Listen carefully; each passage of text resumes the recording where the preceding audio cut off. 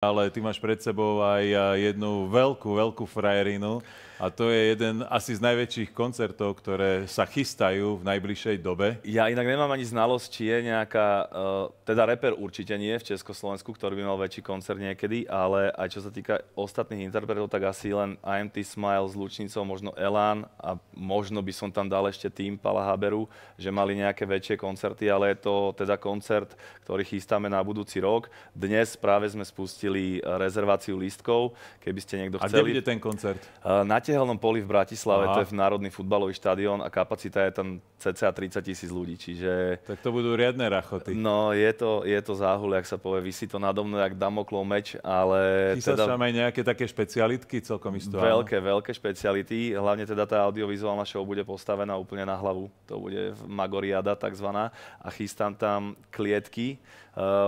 Na mojich koncertoch sa robia mošpity. To je vlastne, že sa spraví diera pred začiatkom pesničky a na to, jak dropne hudba, ako keď začne hrať ten beat, tak tí ľudia sa rozbehnú proti sebe a začnú do seba narážať. No je to, a oni si pritom aj spievajú tú pesničku? Áno, veľmi nahlas. A teda budeme ich mať zavretých v klietkach, ktoré budú po bokoch toho stageu, teda toho mola. Tie klietky budú mať niekoľko metrov na výšku, bude tam nové ostnatý plot.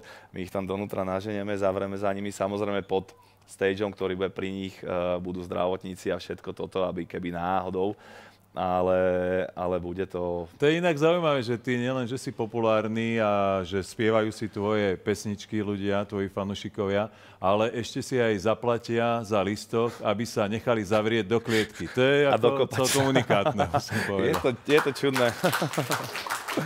Je to čudné, ale ja keď idem na koncert ako divák, čo sa mi stáva ešte sem tam, boli sme na Travisa Scotta v Ríme, tak tiež vyhľadávam tento typ zábavy, že idem do toho kotla a nechám sa pookopávať. Je to taký iný zážitok z hudby, jak sedieť a pozerať sa.